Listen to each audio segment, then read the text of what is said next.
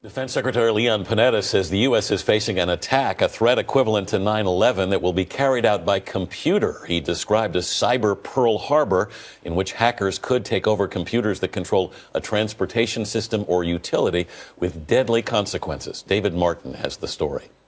U.S. officials say a cyber attack against Aramco, the world's largest oil producer, has been traced to hackers inside Iran.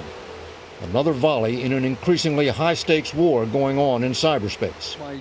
And Defense Secretary Panetta warns potential enemies, including Iran, are developing the capability to launch devastating attacks. The collective result of these kinds of attacks could be a cyber Pearl Harbor, an attack that would cause physical destruction and the loss of life. An attack that would paralyze and shock the nation and create a new profound sense of vulnerability. Iran does not have that kind of capability yet, but U.S. officials say several recent cyber attacks have been traced to hackers inside Iran. Panetta stopped short of blaming Iran, but in a speech last night described the cyber attack against Aramco, which occurred 2 months ago. More than 30,000 computers that it infected were rendered useless and had to be replaced. The attack, using a virus called Shamoon, did not disrupt oil production. But a couple days later, Shamoon struck again, this time against the world's second largest producer of liquefied natural gas. The Shamoon virus was probably the most destructive attack that the private sector has seen to date. These attacks mark a significant escalation of the cyber threat. They could be in retaliation for cyber attacks against Iran's nuclear program. Also, recent attacks on the websites of American financial institutions, including Bank of America and J.P. Morgan Chase, could be Iran's way of fighting back against economic sanctions. The attacks overwhelmed the sites with emails denying service to legitimate customers. That would be a minor disruption compared to what would happen if, as in this test on an industrial turbine, hackers took over the computer controls of critical infrastructure. Panetta also said the Pentagon has made significant advances in identifying where attacks are coming from. And he warned the U.S. is prepared to strike back. Welcome to the Crypto Teacher. And guys, I come with that video just to make you think. And we have the Secretary of Energy warning about the cyber attack. Now, the video that you just saw was back in October of 2012. We know the New World Order likes to wait those 10 years to manifest what they've been putting out in the media, selling that narrative. We know that all these cyber attacks have been orchestrated, planned, designed, and that's the reason why he said Pearl Harbor. Do not forget, that was all planned out. The New World Order has to kill this old economy in order to bring in the fourth industrial revolution. So there's going to be an event that's going to be so big that everybody's going to be looking that way. But we know here on the Crypto Teacher, I bring you the truth. Nothing but the truth, but yes, the truth hurts, but it sets you free. We're going to keep our eyes on the money. Because we know that's what they want to do. They want to bring in the digital currencies, programmable money, so they can control the globe. Just like the C word, they're going to ramp us up for the big one. Because we know when it comes to the New World Order, it's all planned out. They create the problem, wait for the reaction, and run in with the solution. Y'all have a wonderful day. Though the recent spate of cyber attacks calls into question the safety of our energy grid, including oil pipelines, as we saw with the Colonial Pipeline attack. So joining me now is someone that does have a lot on her plate these days with both of those topics. It's Energy Secretary Jennifer Granholm. Secretary Granholm, welcome back to Meet the Press. Thanks so much, Chuck. Hey, I want to talk about what your response at the Energy Department has been since the Colonial Pipeline attack. I think about what happens if the Plantation Run pipeline goes down. You have Enbridge, which controls a pipeline that comes from Canada, provides the middle of the country gas.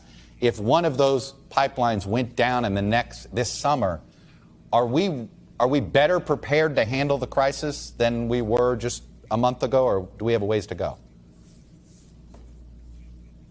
Well, here's what I would say is that the TSA actually just put out a series of regulations requiring pipelines to let us know if they have been the victim and whenever, in the real time. This is just like what Chris Matthews was just saying. Where are these attacks happening? So that we know and we can coordinate with our intelligence community to determine not just how to respond in the long term, but how to respond immediately. So to that extent, yes, the president has issued this executive order that really focuses on what the federal government should be doing. But as you've noted, these are a lot of private sector entities that run the grid, that run the pipelines. And so one of the reasons why the American Jobs Plan is so important, and so curious, Chuck, why the investment that the president proposed in transmission grids, which would not just increase capacity and increase resilience, but also address cyber, why that isn't a part of what the Republicans' counterproposal was. And hopefully it will be, but it's a bit frustrating that it hasn't been. What kind of authority do you have right now that, so you oversee the safety of our nuclear power plants. There's a certain level, and those are in some cases run by private companies. There's a certain level of security they have to meet that meets federal regulation. Is there anything, can you demand certain standards of Colonial and these other pipeline companies, or do you not have that authority at the Energy Department? Right now, on pipelines, no. I mean, we have an agreement with the private sector on the transmission grid. There are basic standards, cyber standards that they adhere to, cyber standards that are developed by the Department of Commerce. And we need that same sort of regime with pipelines, and that does not exist at the moment. This notion of requiring them to report is important. That's a first step, but we need to take the next step. We need to work together, and it's not just cyber on grid and pipeline. It's cyber for across the country. It is a huge issue, and everyone needs to wake up and up their game in terms of protecting themselves, but also in terms of telling the federal government if they are a target of attacks. Many of these private companies are, don't want to let people know. They can't pay, they should not be paying ransomware, but they should be letting us know so we can protect the rest of the country. So do you think there should be a law in the books that bans the payment of ransom? I mean, you may have to actually outlaw the ransom payments. Are you ready to go there? Yeah, well, I mean, I would.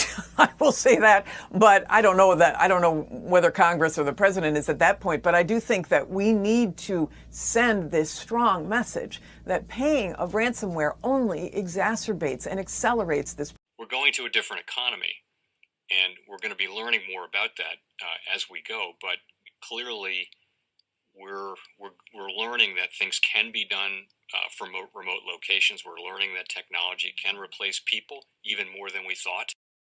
We're not going back to the same economy. We're recovering, but to a different economy, and it'll be one that is more leveraged to technology. And I worry that that is going to make it even more difficult than it was for many workers.